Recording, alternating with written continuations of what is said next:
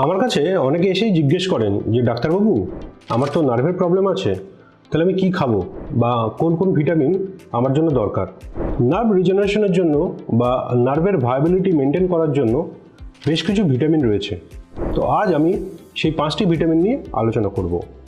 এই 5টি ভিটামিনের মধ্যে প্রথম 4টি ভিটামিন হলো ভিটামিন বি গ্রুপের, লাইক ভিটামিন বি1, ভিটামিন বি6, ভিটামিন বি9 এবং ভিটামিন বি12। যে আরও একটি ভিটামিন রয়েছে সেটি হলো ভিটামিন ই। এবার আসি যে কোন কোন খাবারে এই ভিটামিন আপনারা পাবেন।